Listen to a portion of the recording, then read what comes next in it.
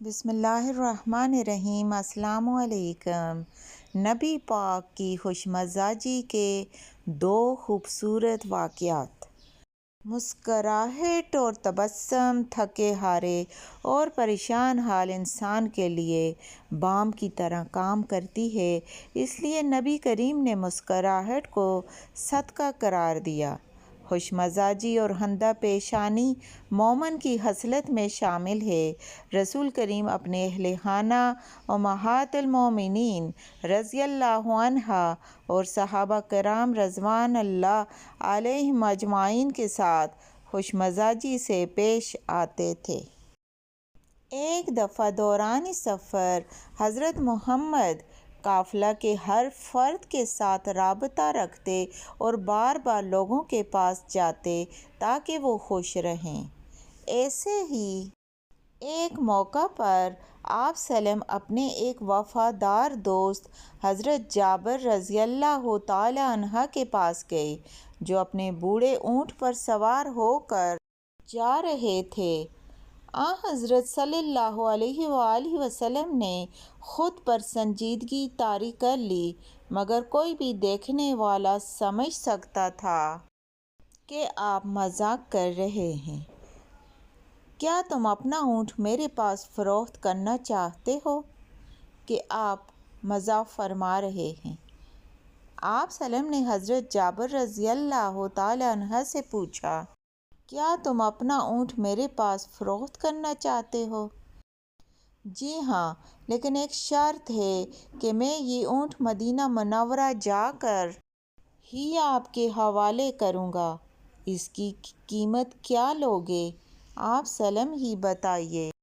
1 درہم میں فروخت کرو گے؟ اے اللہ کے نبی، کیا مجھے لوٹنا چاہتے ہیں؟ پھر 2 درہم لے لو۔ ہرگز نہیں۔ پھر 3 کا بولا، پھر 4 اور پھر 5 کی قیمت لگائی۔ محمد صلی اللہ علیہ وآلہ وسلم قیمت بڑھاتے گئے اور آخر فرمایا 40 درہم۔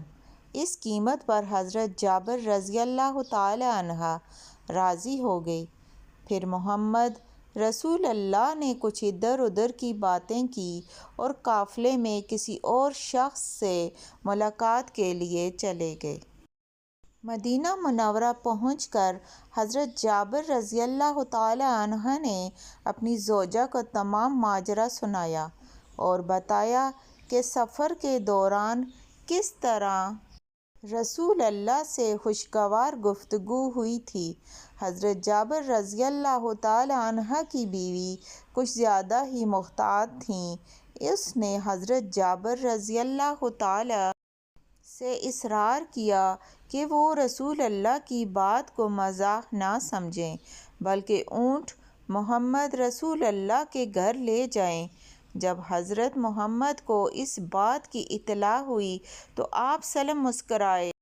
آپ صلی اللہ علیہ وآلہ وسلم نے اپنے خزانچی کو حکم دیا کہ جابر رضی اللہ تعالی عنہ کو 40 درہم ادا کر دیے جائیں، جبکہ اونٹ بھی ان کی طرف سے بطور تحفہ حضرت جابر رضی اللہ تعالی عنہ کو دے دیا جائے۔ یہ اونٹ اس وقت کے بعد بھی کئی سال تک حضرت جابر رضی اللہ تعالی عنہ کے پاس رہا۔ جب بھی حضرت جابر رضی اللہ تعالی عنہ اس واقعے کو یاد فرماتے اور حضور صلی اللہ علیہ وسلم کے یادگار تحفے کو دیکھتے تو محمد رسول اللہ کی یاد میں محو ہو جاتے۔ حضرت محمد صلی اللہ علیہ وآلہ وسلم کی خوش مزاجی کا دوسرا واقعہ۔ سرور کونین حضرت محمد مزاح پسند فرماتے تھے اور ہر کوئی اس سے لطف اندوز ہوتا تھا۔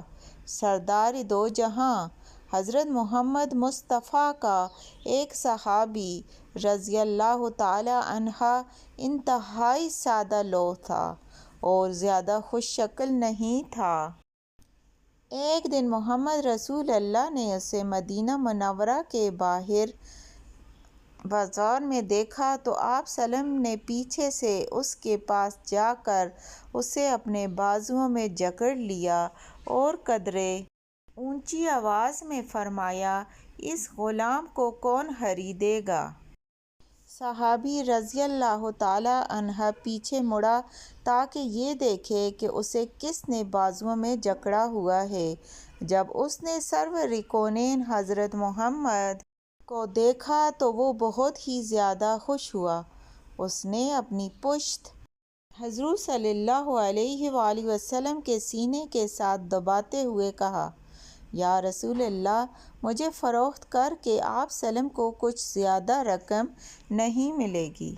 پیغمبر اسلام حضرت محمد مصطفیٰ نے اسے چھوڑ دیا اور فرمایا، لیکن رب تعالیٰ جل شانہ کی نظروں میں تمہاری قیمت بہت زیادہ ہے۔